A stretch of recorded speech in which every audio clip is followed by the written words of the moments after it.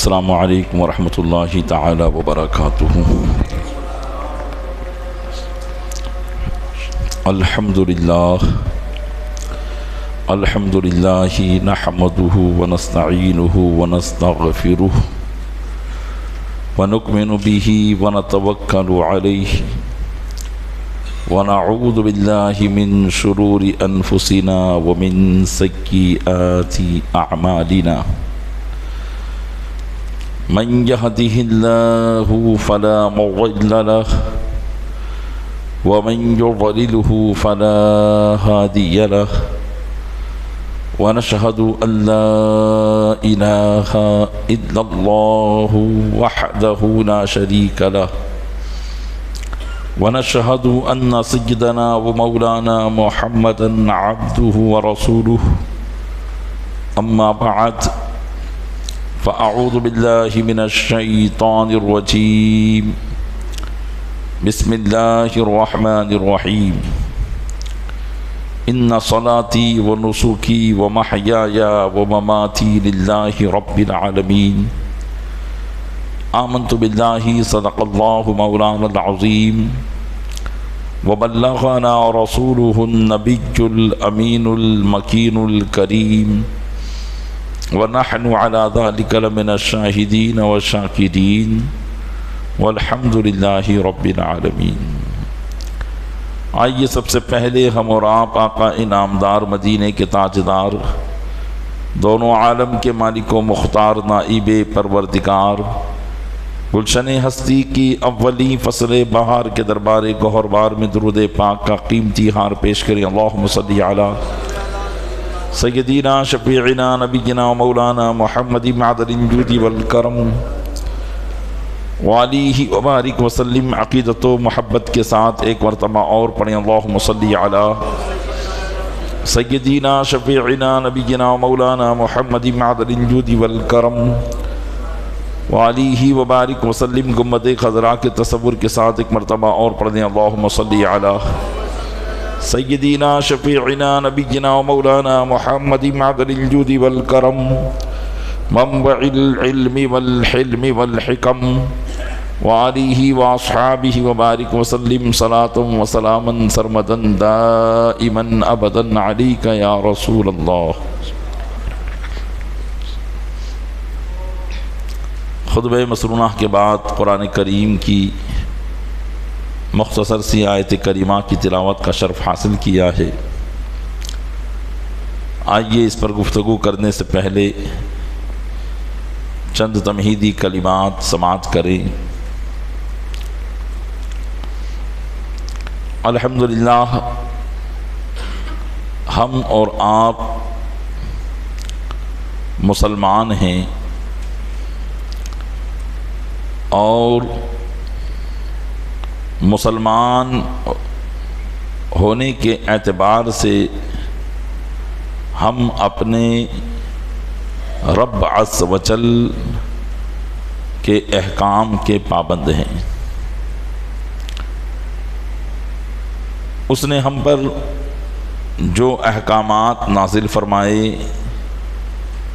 جو قانون اس نے ہم پر نازل کیے اپنے محبوب صلی اللہ علیہ وسلم کے ذریعے،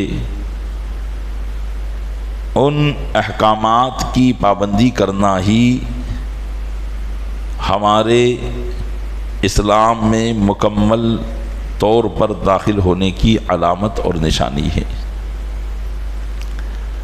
اگر ہم اپنے آپ کو مسلمان کہیں لیکن اللہ کے احکامات کی طرف توجہ نہ دیں اور اس پر عمل نہ کریں، تو ہم نام کے مسلمان ہوں گے۔ اور ظاہر سی بات ہے، دنیا میں ایک مقولہ ہے، کہا جاتا ہے کہ کام کے آدمی بنو نہ کہ نام کے۔ یعنی جو آدمی صرف نام اپنا آدمی رکھ لیتا ہے لیکن اس کے کام انسانیت کی طرح نہیں ہے، تو اس کے لیے یہ جملہ بولا جاتا ہے۔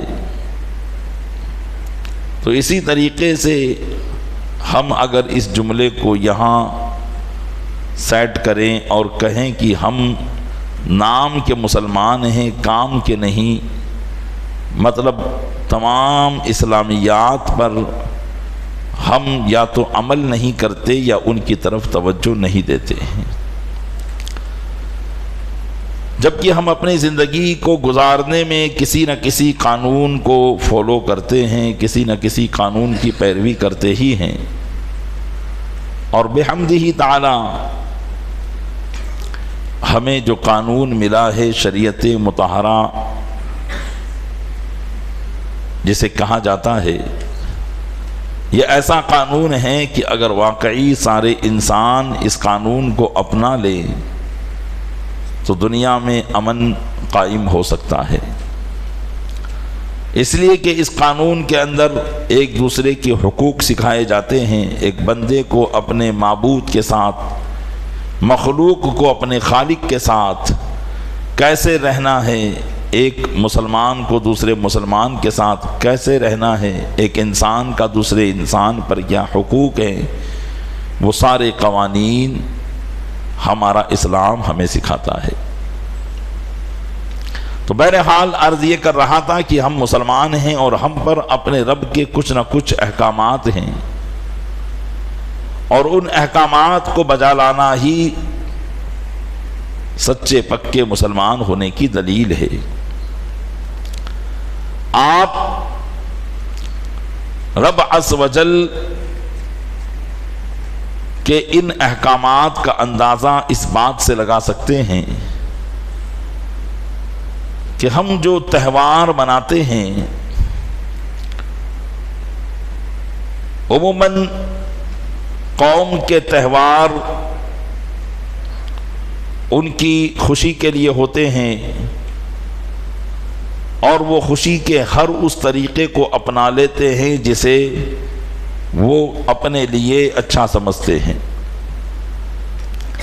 اب چاہے اس خوشی میں کسی دوسرے کے حقوق پامال ہوتے ہوں، کسی دوسرے کو تکلیف پہنچتی ہو، اس کا انہیں کوئی احساس نہیں ہوتا، لیکن آپ اندازہ لگائیں کہ اسلام ایک ایسا مذہب مہذب ہے جس نے اپنے ماننے والوں کو تہوار تک میں بھی اپنے احکام کا پابند کیا ہے، چاہے وہ کوئی بھی تہوار ہو۔ گزشتہ دنوں میں عید الفطر کا ایک تہوار ہم سے گزرا، اس تہوار میں ہمیں اپنے اسلام نے یہ سکھایا کہ اس تہوار میں جس کو اللہ نے مال دیا ہے وہ اپنے غریب مسلمانوں کا لحاظ رکھیں، اور ان غریب مسلمانوں کا لحاظ رکھنے کے لیے ہر مسلمان صاحب نصاب پر صدقہ فطر کو نافذ کیا تاکہ تمہارا واجب ادا ہو جائے، اور جو مسلمان جن کے پاس کھانے پینے کا انتظام نہ ہو عید الفطر کے اس دن ان کے لیے کھانے پینے کا انتظام ہو جائے۔ اسی طریقے سے اس میں حکم دیا گیا کہ تمام مسلمان اپنے گھروں سے نکلے، اپنے رب کی بارگاہ میں آئیں، اپنے لیے بھی دعا کریں، اپنے مسلمان بھائیوں کے لیے دعا کریں، اور اپنے رب عز و جل کی بارگاہ سے مغفرت کا پروانہ لے کر جائیں۔ آپ ان تہواروں کی اہمیت اس سے سمجھیے کہ یہ تہوار بھی رب کی بارگاہ میں محبوب ہیں، پسندیدہ ہیں، اور ہمیں اسی کے مطابق ان تہواروں کو منانے کا حکم دیا جاتا ہے۔ تو ایسے ہی جتنے بھی تہوار آتے ہیں ہم پر اپنے رب کی طرف سے کچھ نہ کچھ احکامات ہوتے ہیں، ہمیں یہ نہیں چھوٹ دی گئی کہ ہم اپنی خوشی کے اظہار میں دوسروں کو پریشان کریں، ان کو تکالیف پہنچائیں اور ان کے حقوق کو پامال کریں، بلکہ ہمیں اپنے تہواروں میں یہ حکم دیا جاتا ہے کہ ہم اپنے رب کو خوش کریں، ایک دوسرے کے حقوق کو پامال ہونے سے بچیں، پامال کرنے سے بچیں، اور رب عز و جل کی بارگاہ میں سرخروئی اور کامیابی حاصل کرنے کی کوشش کریں۔ ابھی جو تہوار ہمارا آنے والا ہے جسے عید الاضحیٰ کہا جاتا ہے، یہ عید الاضحیٰ کوئی انسانی رسم نہیں ہے. یہ عید الاضحیٰ کا تہوار کوئی کسی انسان کا بنایا ہوا تہوار نہیں ہے کہ ہم اس تہوار کو جس طریقے سے چاہے منا لیں، بلکہ اس میں بھی ہمارے رب نے ہم پر کچھ احکام نازل کیے ہیں. اس تہوار میں عموماً قربانی کی جاتی ہے، لیکن اس تہوار میں جو قربانی کی جاتی ہے اس کے مقصد کو اور اس کی جو منشا ہے کہ کیوں یہ تہوار کیا جاتا ہے، اس کے احکام کا بھی ہم کو پابند کیا گیا ہے. اس کے قوانین بھی ہمیں بتائے گئے اور ہمیں یہ سکھایا گیا ہے کہ ہمیں اس تہوار کو اپنی اور اپنی قوم کی اور اپنے وطن کی فلاح و بہبودی کے لیے کرنا ہے. لیکن ان سب کا مقصد صرف اور صرف اپنے رب کی رضا جوئی اور اس کی خوشنودی اور اس کے احکام کی بجا آوری ہے. اس لیے رب تبارک و تعالیٰ نے قرآن کریم میں فرمایا کہ محبوب آپ فرما دیں ان صلاتی و نسکی و محیایا و مماتی للہ رب العالمین، بے شک میری نماز اور میری قربانی اور میری زندگی اور موت اللہ کے لیے ہے جو سارے جہان کا پالنے والا ہے. ہمیں یہاں پر حکم دے دیا گیا کہ ہم اپنے رب کے حکم سے جو قربانیاں کریں گے، نمازیں پڑھیں گے، عبادت بجا لائیں گے، اس میں ہماری نیت سب سے پہلے خالص ہونی چاہیے. ہم اپنی نیت کا علاج کر لیں پہلے اس کام کو کرنے سے پہلے، تاکہ وہ ہماری عبادت حقیقت میں خالصتاً لوجہ اللہ ہو سکے، اللہ تبارک و تعالیٰ کی رضا جس سے ہم حاصل کر سکے اور اللہ کی بارگاہ سے ثواب عظیم ہم حاصل کر سکے. قرآن مقدس میں اللہ تبارک و تعالیٰ نے اس بات کو فرمایا اور ایک جگہ یوں ارشاد فرماتا ہے فَصَلِّ لِرَبِّكَ وَانْحَرْ، تو اپنے رب کے لیے نماز پڑھ اور اپنے رب کے لیے ہی قربانی کر. تو یہاں ہر موقع پر اسی بات کو حکم دیا گیا کہ ہم جو بھی کام کریں وہ اپنے رب کی منشا کے مطابق کریں اور اپنے رب کی خوشی کے لیے کریں. اور ایک بندے کی سب سے بڑی کامیابی وہی ہے کہ وہ اپنے رب کی خوشی کے لیے سارے کام کرے. اور جب بندہ اپنے رب کی خوشی کے لیے کام کرتا ہے تو پھر رب عز و جل بھی اس سے خوش ہو کر اسے دنیا اور آخرت میں اس کے بہترین صلہ عطا فرماتا ہے اور بہترین جزائیں عطا فرماتا ہے. آئیے یہ قربانی کا جو تہوار آ رہا ہے اور آپ ہر سال اس تہوار کے موقع پر بالخصوص جمعۃ المبارکہ میں قربانی کے تعلق سے مسائل اور فضائل کو سماعت کرتے ہیں تاکہ ہم صحیح معنوں میں قربانی کرنے میں کامیاب ہو جائیں اور صحیح معنوں میں اس عبادت کو عبادت سمجھنے میں کامیاب ہو جائیں.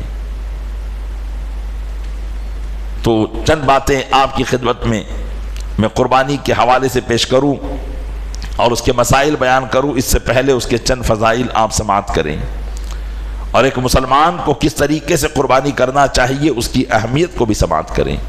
درود پاک پڑھ اللہم صلی علی سیدنا شفیعنا نبینا مولانا محمد معدن الجود والکرم وآلہ بارک وسلم صلاۃ و سلام علیک یا رسول اللہ.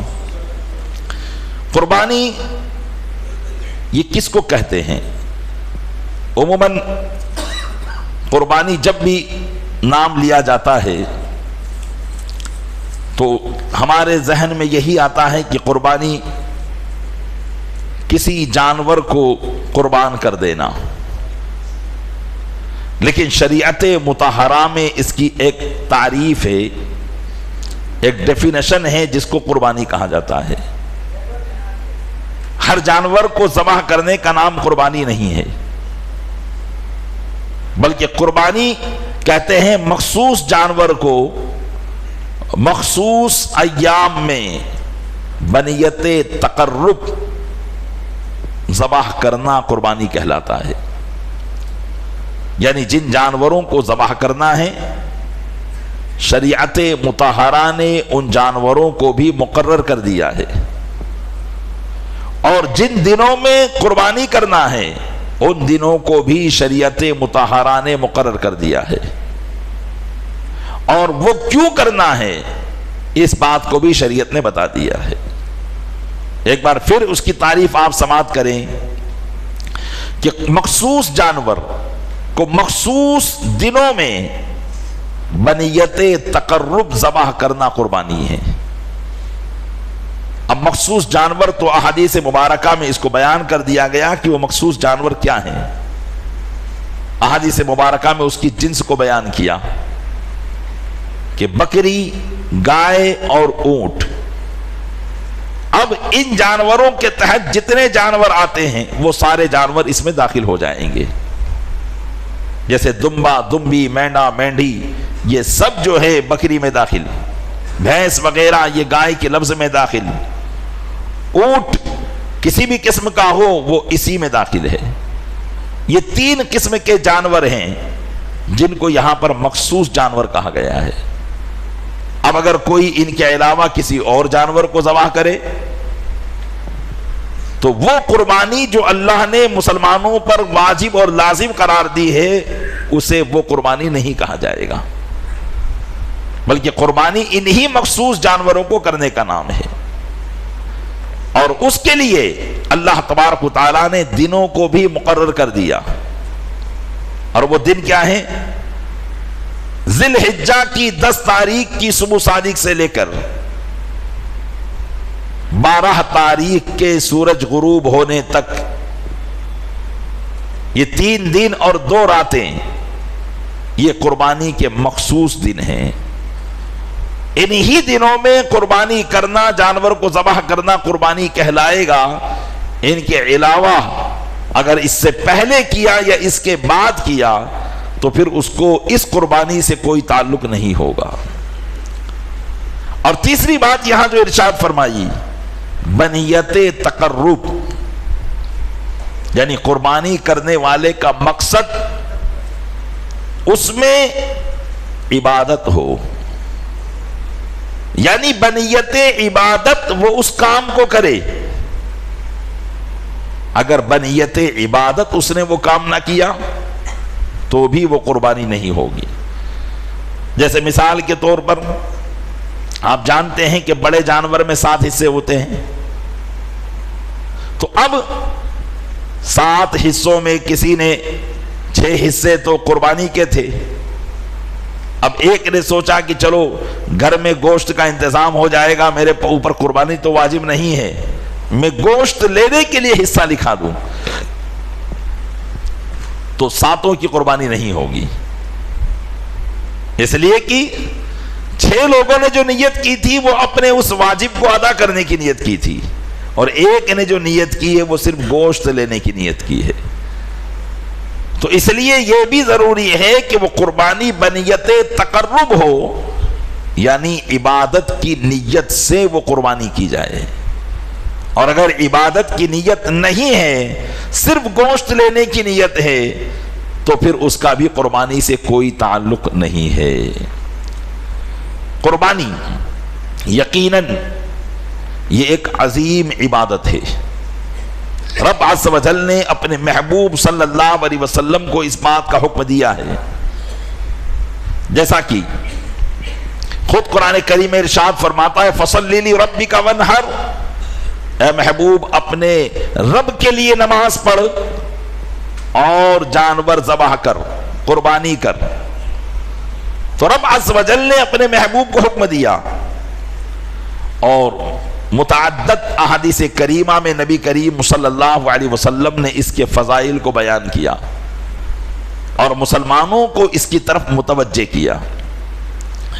امام ابو داؤد اور امام ترمذی حضرت ام المومنین عائشہ صدیقہ رضی اللہ تعالی عنہا سے روایت کرتے ہیں کہ حضور اقدس صلی اللہ علیہ وسلم نے فرمایا کہ یوم النحر یعنی 10ویں ذی الحجہ، بقرہ عید کی 10ویں تاریخ، فرمایا کہ یوم النحر میں ابن آدم کا کوئی بھی عمل خدا کے نزدیک خون بہانے سے زیادہ پیارا نہیں ہے۔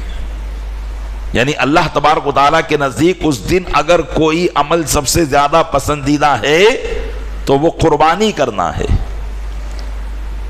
اور وہ جانور قیامت کے دن اپنے سینگ اور بال اور کھروں کے ساتھ آئے گا، اور قربانی کا خون زمین پر گرنے سے پہلے اللہ کے نزدیک مقام قبولیت میں پہنچ جاتا ہے۔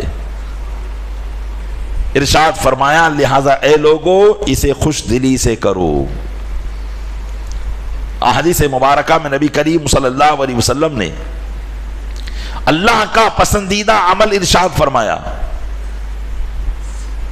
اس لیے کہ شیطانی وساوس لوگوں کے ذہن میں خود بھی آ جاتے ہیں اور بعض دوسرے لوگ پیدا بھی کرتے ہیں، جیسا کہ دشمنان اسلام شاعر اسلام کے پیچھے لگے رہتے ہیں کہ اسلامی علامتوں کو ختم کیا جائے، جبکہ قربانی کرنا بھی یہ شاعر اسلام ہے، یعنی اسلام کی علامتوں میں سے ہے۔ اب بعض لوگ اس میں یہ ذہن دیتے ہوئے نظر آتے ہیں کہ اتنی قربانیاں کرو گے تو اس سے بہتر یہ ہے کہ غریبوں کو آپ یہ پیسہ دے دیجئے۔ تو فرمایا گیا کہ اللہ کی اگر رضا حاصل کرنا چاہتے ہو تو اس دن غریبوں کو پیسہ دینے سے اللہ کی رضا حاصل نہیں ہوگی، جبکہ قربانی کے واجب کو چھوڑ دیا جائے۔ ہاں اگر قربانی کا واجب بھی ادا کر رہا ہے اور غریبوں کی مدد بھی کر رہا ہے تو یہ ایک دوسرا عمل ہے، لیکن قربانی کو چھوڑ کر روپیہ پیسہ غریبوں کو دیا جائے تو اللہ کے نزدیک یہ عمل پسندیدہ نہیں ہے۔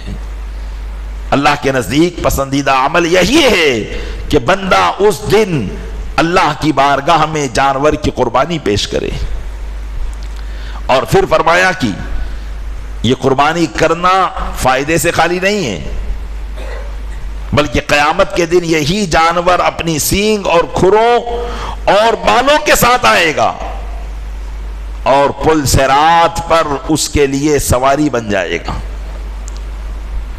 اور تیسری بات ارشاد فرمائی کہ اس کا خون زمین پر گرنے سے پہلے اللہ کی بارگاہ میں قبول ہو جاتا ہے، لہذا اسے خوش دلی سے کرو۔ یعنی جب قربانی کرنا ہو تو دل کے اندر ذرہ برابر تمہارے کوئی تنگی نہ ہو، یہ نہ ہو کہ اتنا روپیہ خرچ کروں کہ اتنا روپیہ خرچ کروں، بلکہ جس نے دیا ہے اس کے لیے خرچ کرنا ہے، اس کی بارگاہ میں خرچ کرنا ہے، تو اس کے خرچ کرتے وقت دل میں ذرہ برابر تنگی نہیں ہونی چاہیے، اسے خوش دلی سے کرنا چاہیے اور اچھی طریقے سے کرنا چاہیے۔ ایک اور حدیث پاک میں نبی کریم صلی اللہ تعالی علیہ وسلم نے ارشاد فرمایا کہ جس نے خوش دلی سے طالب ثواب ہو کر قربانی کی، وہ قربانی جہنم کی آگ سے اس کے لیے حجاب یعنی پردہ ہو جائے گی۔ ایک اور حدیث میں ارشاد فرمایا کہ جو پیسہ اور روپیہ عید کے دن قربانی میں خرچ کیا گیا، اس روپیے سے زیادہ محبوب اللہ کے نزدیک کوئی روپیہ محبوب نہیں ہے۔ ایک حدیث میں یہ ہے کہ صحابہ کرام علیہم الرضوان نے نبی کریم صلی اللہ علیہ وسلم کی بارگاہ میں عرض کی، یا رسول اللہ یہ قربانیاں کیا ہیں؟ کیونکہ عموماً اگر ہم دیکھیں تو قربانی کرنے کا ہمیں حکم دیا گیا، اور قربانی کرنے کے بعد ہمیں یہ حکم دیا گیا کہ اس گوشت کو تم بھی کھاؤ، اپنے عزیز و اقارب کو بھی کھلاؤ، غربا اور مساکین مسلمانوں کو بھی دو۔ 3 حصے اس کے کر دیے گئے، جبکہ عموماً جو عبادت ہوتی ہے جیسے زکوٰۃ ایک عبادت ہے، زکوٰۃ دینے کا ہمیں حکم دیا گیا، تو ایسا نہیں کہ وہ زکوٰۃ کا پیسہ دے کر ہم غریب سے واپس لے لیں، بلکہ اب وہ اللہ کے لیے دے دیا، اب ہمیں اس کی طرف بالکل توجہ نہیں کرنی ہے، یہاں بات ختم۔ لیکن یہاں معاملہ الٹا ہے کہ جانور ہم نے خریدا اللہ کی رضا کے لیے، اس کی بارگاہ میں پیش کرنے کے لیے، لیکن جب جانور کو ذبح کر دیا گیا تو حکم ہے کہ اب خود بھی کھاؤ، دوسروں کو بھی کھلاؤ، تو یہاں تو اپنے مال سے خود ہی کھانے کا ہمیں حکم دے دیا گیا، جبکہ گزشتہ زمانے کی قربانیاں جو ہوا کرتی تھی، دیگر انبیاء کرام کی امت جو قربانی کرتی تھی، ان کے قربانی کا معاملہ یہ تھا کہ وہ جانور کو ذبح کرتے اور ایک بلند پہاڑ پر رکھ دیتے، آسمان سے آگ آتی اور اس جانور کو جلا جاتی، تو جس کی قربانی کو آگ جلا دیتی سمجھ لیتے کہ اللہ نے اس کی قربانی کو قبول کر لیا ہے۔ انہیں اپنے جانور کو ذبح کرنے کے بعد کھانے کا حکم نہیں تھا، لیکن یہ اللہ کے محبوب صلی اللہ علیہ وسلم کے صدقے میں ہمیں اس جانور کو ذبح کرنے کے بعد کھانے کا بھی حکم دے دیا گیا کہ تم ہی کھانا ہے۔ تو اب صحابہ کرام علیہ رضوان نے جب یہ دیکھا کہ قربانی عموماً عبادت تو جو ہوتی ہے وہ ختم کر دی جاتی ہے، اس سے کرنے والے کا اب کوئی فائدہ نہیں، تو اس لیے صحابہ کرام علیہ رضوان نے عرض کیا یا رسول اللہ کہ یہ قربانیاں کیا ہیں؟ تو نبی کریم صلی اللہ علیہ وسلم نے ارشاد فرمایا سنت ابیکم ابراہیم، یہ تمہارے باپ ابراہیم علیہ السلام کی سنت ہے۔ تو لوگوں نے عرض کی یا رسول اللہ اس میں ہمارے لیے کیا ثواب ہے؟ تو فرمایا ہر بال کے بدلے میں ایک نیکی ہے، قربانی کی ہر بال کے بدلے میں ایک نیکی۔ اب صحابہ کرام علیہ رضوان جو تھے وہ نیکیوں کے حریص تھے، ثواب کے حریص تھے۔ آج ہم ثواب سنتے ہیں تو صرف ہماری زبان سے سبحان اللہ الحمدللہ کے الفاظ نکلتے ہیں، لیکن اس کام کو کرنے کی طرف ہماری توجہ نہیں جاتی۔ نمازوں کی فضیلت بیان کی جاتی ہے، ہم سبحان اللہ کہہ دیتے ہیں، لیکن اس کام کو کرتے ہوئے نظر نہیں آتے۔ لیکن صحابہ کرام نیکیوں کے حریص تھے، جب اللہ کے محبوب صلی اللہ علیہ وسلم کی بارگاہ سے انہیں آخرت کا سرمایہ ثواب مل رہا ہوتا تو وہ اور زیادہ پوچھتے۔ تو صحابہ نے عرض کی یا رسول اللہ کچھ جانوروں کے جسم پر تو اون ہوتا ہے، تو اب اون کا کیا حکم ہے؟ تو فرمایا کہ اون کے بھی ہر بال کے بدلے میں نیکی ہے۔ ایک اور حدیث جس میں نبی کریم صلی اللہ علیہ وسلم نے قربانی کے مقصد اور اس کے وقت کو واضح کر دیا۔ روایت میں ہے حضرت براء ابن عازب رضی اللہ تعالیٰ عنہ سے امام بخاری اپنی صحیح میں روایت کرتے ہیں کہ نبی کریم صلی اللہ علیہ وسلم عید کے دن باہر تشریف لائے اور لوگوں سے کہا کہ اے لوگوں، آج سب سے پہلے جو ہم کام کریں گے وہ یہ ہے کہ ہم نماز پڑھیں گے اور پھر اس کے بعد قربانی کریں گے۔ جس نے ایسا کیا اس نے ہماری سنت کو پا لیا، یعنی ہمارے طریقے کو پا لیا، اور جس نے نماز عید سے پہلے ذبح کر لیا تو وہ گوشت ہے جو اس نے اپنے گھر والوں کے لیے تیار کیا ہے، اس کا قربانی سے کوئی تعلق نہیں ہے۔ اسی لیے قربانی کا وقت شہر میں عید کی نماز کے بعد ہے، اور اگر دیہات میں عید کی نماز نہیں ہوتی تو وہاں عید کی نماز سے پہلے بھی قربانی کی جا سکتی ہے، لیکن شہر میں تو نماز ہوتی ہی ہے، اس لیے عید کی نماز کے بعد ہی قربانی کا وقت شروع ہوگا۔ اگر قربانی عید کی نماز سے پہلے کی گئی تو قربانی نہیں مانی جائے گی۔ حضرت ابو بردہ رضی اللہ تعالیٰ عنہ صحابی رسول ہیں، جب نبی کریم صلی اللہ علیہ وسلم کا یہ ارشاد سنا تو آپ کھڑے ہو گئے اور عرض کیا یا رسول اللہ میں تو قربانی پہلے ہی کر چکا ہوں۔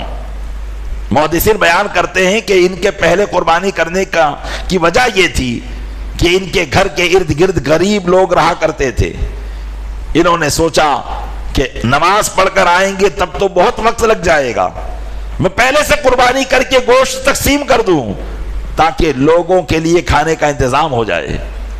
تو حضرت ابو بردہ کہنے لگے یا رسول اللہ میں تو پہلے ہی سے ذبح کر چکا ہوں اور میرا مقصد یہ تھا۔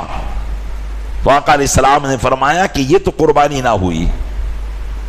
پھر ارشاد فرمایا کیا تمہارے پاس اس کے علاوہ کوئی اور جانور ہے؟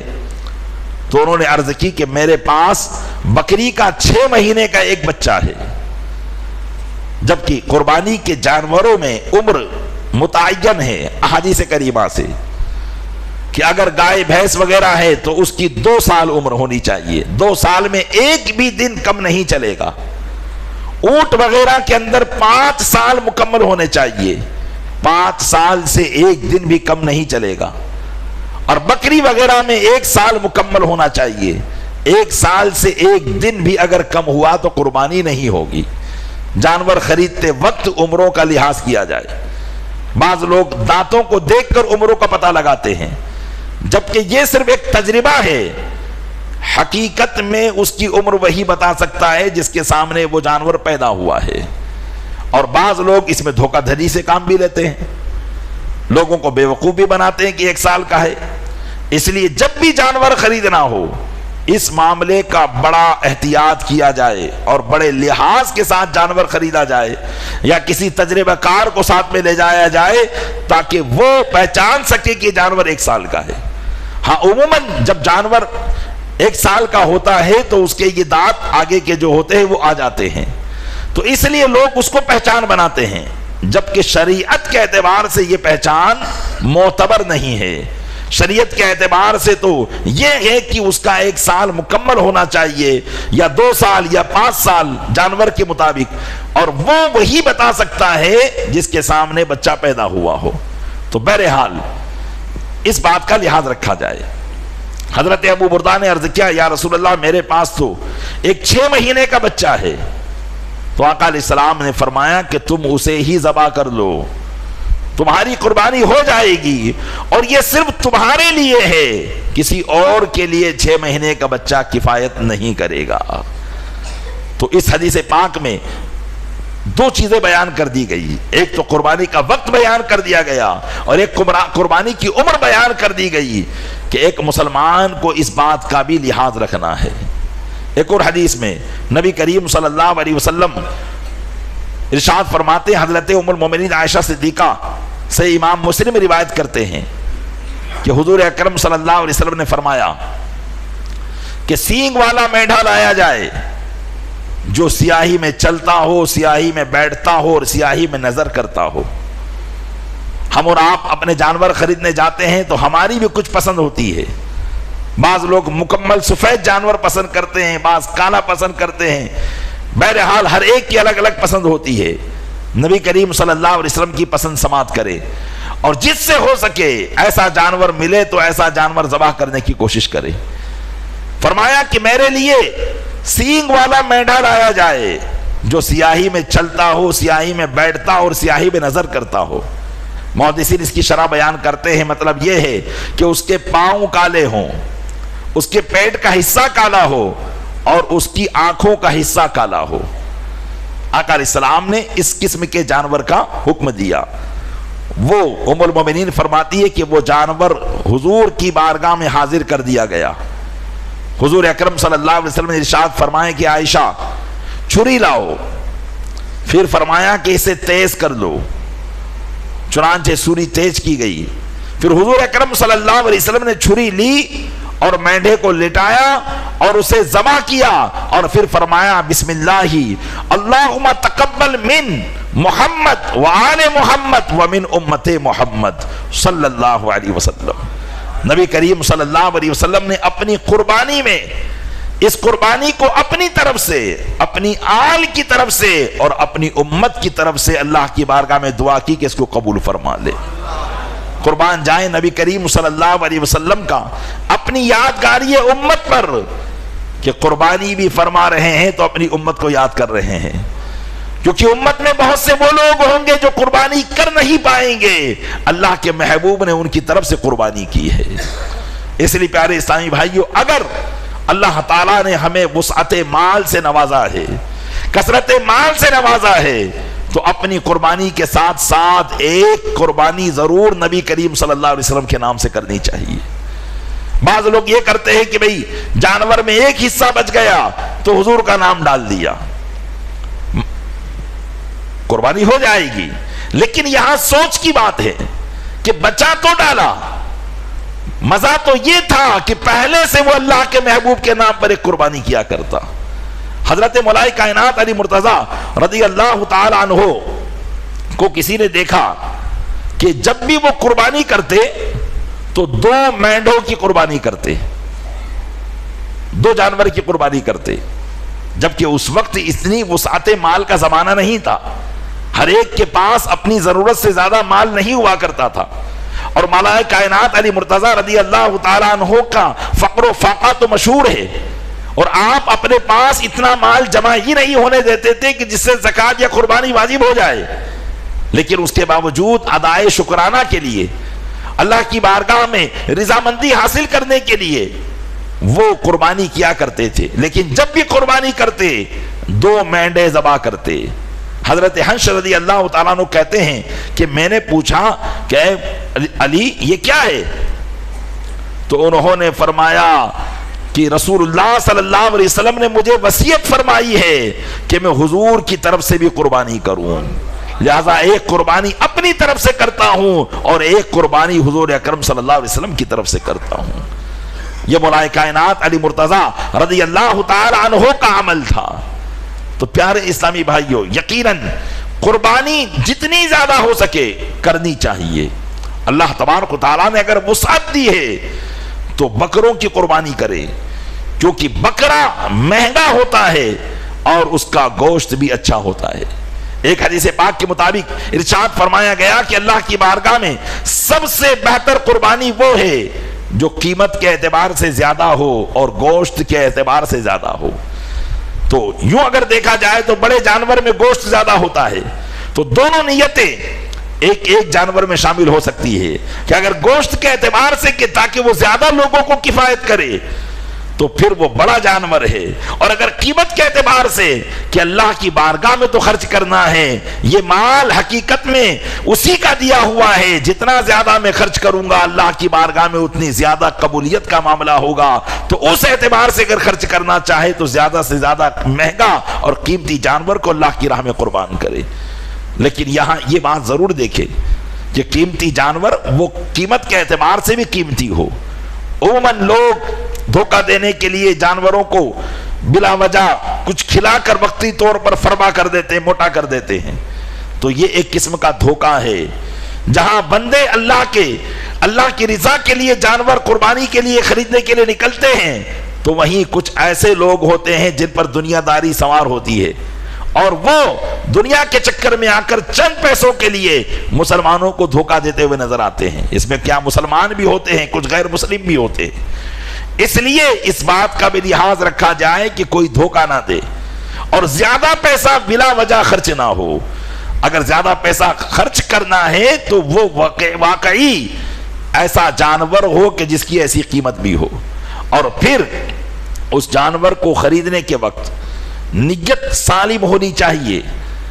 یہ مقصود نہ ہو کہ ایسا جانور خریدوں گا کہ محلہ دیکھے گا، کسی کے گھر میں ایسا جانور نہ ہوگا ایسا جانور میں خریدوں گا، بلکہ مقصود یہ ہو کہ میں اس لیے زیادہ قیمت خرچ کر رہا ہوں کہ میرے رب عز و جل کی خوشنودی کے لیے اور اس کی بارگاہ میں یہ پیسہ قربان ہوگا، اور یہ پیسہ اسی کا دیا ہوا ہے، میں اس لیے زیادہ مہنگا خرچ کر رہا ہوں یا اچھا جانور خرچ کر رہا ہوں تاکہ زیادہ سے زیادہ میرے رب کی بارگاہ میں اچھے سے اچھا جانور پیش کر سکوں۔ یہ نیت ہوگی تو انشاءاللہ ضرور ثواب ملے گا۔ پیارے اسلامی بھائیوں، یقیناً اسلام وہ مذہب ہے کہ جس نے اپنے ہر ماننے والے کو، چاہے وہ امیر ہو یا غریب ہو، کسی بھی موقع پر محروم نہیں رکھا۔ جہاں مالداروں کے لیے یہ ہے کہ وہ اپنے مال سے قربانی کرے، جہاں مالداروں کے لیے یہ ہے کہ وہ اپنے مال سے قربانی کا اظہار کرتے ہوئے اللہ کی رضا حاصل کرے، تو وہاں اللہ تبارک و تعالیٰ کے محبوب صلی اللہ تعالیٰ علیہ وسلم نے غریبوں کے لیے بھی اس کام کا معاملہ رکھا ہے۔ ایک صحابی رسول ہیں جنہوں نے قربانی کا جب یہ بیان سنا تو ان کے دل میں بھی اس بات کی تمنا پیدا ہوئی کہ کاش میں بھی قربانی کرتا. تو انہوں نے بھی عرض کی کہ یا رسول اللہ علیہ الصلوۃ والسلام، مجھے یوم اضحیٰ کا حکم دیا گیا. اس دن کو خدا نے اس امت کے لیے عید، نبی کریم صلی اللہ علیہ وسلم نے فرمایا کہ مجھے عید کی یعنی بقرہ عید کا حکم دیا گیا. اس دن خدا نے اس امت کے لیے عید بنایا. تو ایک شخص نے عرض کی یا رسول اللہ یہ بتائیے اگر میرے پاس منیحہ کے علاوہ کوئی جانور نہ ہو تو کیا اسی کو قربان کر دوں؟ منیحہ کہتے تھے اس جانور کو. پرانے زمانے میں بعض لوگوں کے پاس زیادہ تر جو مال ہوتا تھا وہ یا تو کھیتی باڑی ہوتی تھی یا جانور ہوا کرتے تھے یا سونا چاندی ہوا کرتا تھا. کرنسی نوٹ یا بینک بیلنس کا اتنا اس زمانے کے اندر کوئی معاملہ نہیں تھا. تو بعض لوگ جن کے پاس جانور زیادہ ہوتے وہ یہ کرتے کہ کچھ غریبوں کو دے دیتے اور کہتے کہ اس بکری کو اپنے پاس رکھو، چراؤ اور اس کا دودھ پیتے رہو، اور پھر جب ہم کو ضرورت پڑے گی تو ہم واپس لے لیں گے. تو اس جانور کو منیحہ کہا جاتا تھا کہ دوسرے کا دیا ہوا جانور تاکہ جب تک وہ اس کے پاس رہے وہ اس کی خدمت کرے اور اس سے فائدہ حاصل کرے، یعنی اس کا دودھ وغیرہ پیتا رہے. تو ان کے پاس وہ منیحہ تھا جو کسی اور کا دیا ہوا تھا. تو انہوں نے عرض کیا رسول اللہ میرے پاس منیحہ کے علاوہ کوئی جانور نہیں ہے، تو کیا میں اسی کو قربان کر دوں حالانکہ وہ تو دوسرے کا جانور ہے؟ تو حضور اکرم صلی اللہ علیہ وسلم نے فرمایا کہ نہیں. پھر فرمایا کہ ہاں تم اپنے بال اور ناخن ترشواؤ اور مونچھیں ترشواؤ اور موئے زیر ناف کو مونڈو، اسی میں تمہاری قربانی خدا کے نزدیک پوری ہو جائے گی. یعنی جو لوگ قربانی پر قادر نہ ہو، جن کے پاس مال دولت نہ ہو کہ وہ قربانی کر سکے، وہ بھی اس دن ثواب سے محروم نہ رہے. فرمایا رسول اکرم صلی اللہ علیہ وسلم نے کہ جس کے پاس قربانی کی طاقت نہ ہو تو وہ بقرہ عید کے دن اپنے ناخن تراشے، اپنی مونچھیں تراشے، اپنے منہ زیر ناف تراشے. فرمایا کہ جب وہ یہ کام سنت پر عمل کر لے گا تو اللہ تعالیٰ اسی کام میں اس کو قربانی کا ثواب عطا فرما دے گا. تو پیارے اسلامی بھائیوں دیکھیے کیسا مہذب مذہب ہے. صرف ایسا نہیں کہ امیروں کے لیے ثواب اور غریبوں کے لیے ثواب لینے کا کوئی موقع ہی نہیں ہے، بلکہ یہاں غریبوں کو بھی اس خوشی میں شامل کیا گیا اور ان کے لیے بھی ثواب کو حاصل کرنے کا جو ہے نسخہ بیان کر دیا گیا ہے. لیکن اس کے لیے ضروری ہے کہ بقرہ عید کا چاند دیکھنے سے پہلے ناخن اور مونچھ وغیرہ ترشوا لیا جائے اور پھر بیچ میں نہ تراشے. پھر جس کو قربانی نہیں کرنا ہے وہ عید کے دن اس کام کو کرے تو ضرور اللہ تعالیٰ اس کو قربانی کا ثواب عطا فرمائے گا. اور جس کو قربانی کرنا ہے اس کے لیے بھی مستحب عمل ہے کہ وہ بقرہ عید کا چاند دیکھنے سے پہلے ان کاموں کو کر لے اور پھر جب وہ اپنی قربانی کرے گا بقرہ عید کے دنوں میں اس کے بعد وہ اپنی مونچھ اور ناخن وغیرہ ترشوائے. تو یہ اس کے لیے مستحب عمل ہے. لیکن اگر بیچ میں بھی کوئی آدمی اپنے ناخن تراش لیتا ہے یا مونچھیں تراش لیتا ہے تو اس پر کوئی گناہ نہیں ہے. یہ ایک مستحب عمل ہے جس پر اس کو ثواب دیا جائے گا. تو پیارے اسلامی بھائیوں غور کریں اسلام کے ان تمام احکامات پر، نبی کریم صلی اللہ علیہ وسلم کے ان ارشادات پر کہ ہمیں ہمارا اسلام کس تہذیب کا حکم دے رہا ہے، ہمیں تہوار منانے کا بھی حکم ہے. تو یہ باؤنڈری کھینچی جا رہی ہے کہ اس باؤنڈری کے مطابق اور ان احکام کے مطابق تمہیں اپنا تہوار بنانا ہے. اس لیے ہر مسلمان اس بات کا لحاظ رکھے قربانی کرنا یہ ہمارا عہد ہے اور یہ ہم پر واجب ہے. اگر ہم قربانی کو اللہ کی رضا کے لیے کریں گے تو کوئی طاقت نہیں ہے کہ وہ ہمیں اس قربانی سے روک دے. اصل میں مسلمانوں پر جو وبائیں اور بلائیں آ رہی ہیں یا آزمائشوں کا جو شکار ہونا پڑ رہا ہے اس کی وجہ یہی ہے کہ ہم اللہ کے احکام اور اس کے ارشادات کو چھوڑ کر اپنی واہ واہی کی خاطر اس کام کو کرنا چاہ رہے ہیں. اور جب اس میں ہماری واہوائی شامل ہوگی تو آزمائشیں آنا بالکل وہ بات ہے کہ آزمائشیں آئیں گی. اس لیے کہ جو کام اللہ کے لیے کیا جاتا ہے اس کام کو پوری دنیا بھی اگر لگ جائے اس کام کو روکنے کے لیے تو اس کام کو کوئی روک نہیں پائیں گے. اب نہیں جانتے کہ قربانی کو روکنے کے لیے کمیونسٹ قسم کے لوگ ایک زمانے سے کوشش کر رہے ہیں. ایک زمانے سے جب بھی بقرہ عید کا زمانہ آتا ہے طرح طرح کے میسج چھوڑتے ہیں. غریبوں کی مدد کرو, غریبوں کی شادی کرو, غریبوں کے لیے مکانات بنا دو, قربانی کرنے سے کیا فائدہ ملے گا.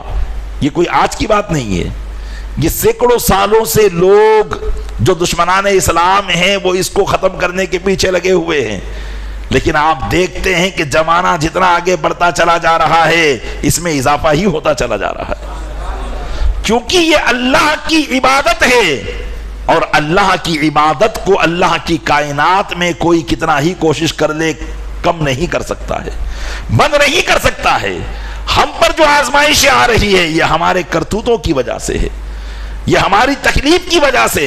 ہم جانوروں کو تکلیف دیتے ہیں, ہم جانوروں پر جو ہے مصیبت ڈال دیتے ہیں. ایک ایک گاڑیوں کے اندر کئی کئی جانوروں کو بھر کر لے جایا جا رہا ہے. تو یہ اسلام ہم کو نہیں سکھاتا ہے.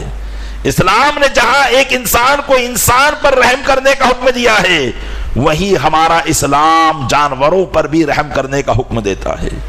حضور اکرم صلی اللہ علیہ وسلم کے ارشاد ہے کہ اللہ تعالیٰ نے ہر چیز میں بھلائی کو رکھا ہے, لہذا ذبح بھی کرو تو اچھی طریقے سے کرو. یعنی ہر کام میں اچھائی رکھی ہے کہ جس کام کو بھی کرو اس کی اچھائی کے ساتھ کرو.